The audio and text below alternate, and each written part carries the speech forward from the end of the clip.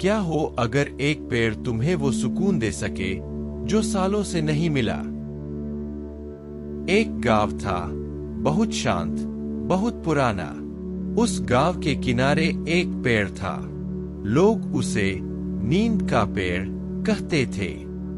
कहते हैं, जो भी उस पेड़ के नीचे बैठता, धीरे धीरे उसकी आंखें बंद हो जाती और उसे वो सपने आते जो उसके दिल को सुकून देते। कोई नहीं जानता था कि वो पेड़ ऐसा क्यों था।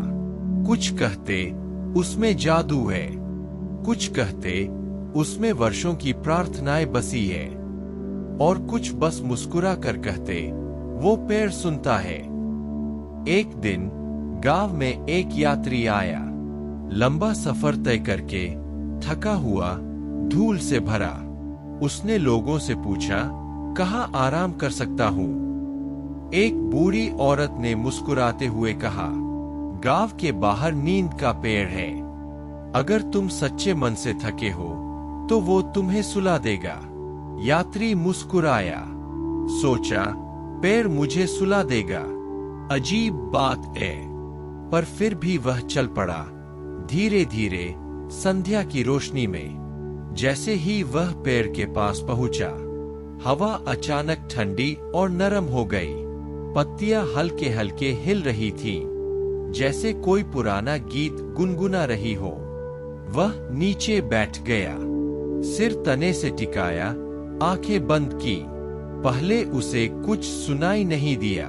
फिर धीरे धीरे एक सरसराहट, मानो कोई कह रहा हो, आराम करो, अब सब ठीक है। हवा उसके बालों में खेल रही थी। धरती की खुशबू गहरी होती जा रही थी, और कुछ ही पलों में उसका मन हल्का हो गया, जैसे सारी थकान उड़ गई हो। उसने सुना, बहुत धीरे से, मानो पेड़ बोल रहा हो, तुम बहुत चले हो, अब बस। हर रास्ते का अंत शांति ही है। उसके होठों पर हल्की मुस्कान आई। उसका सिर एक ओर झुक गया। सांसें धीमी, गहरी और स्थिर हो गई। नींद ने उसे धीरे धीरे अपनी गोद में ले लिया। गांव के लोग कहते हैं, वो यात्री फिर कभी नहीं लौटा।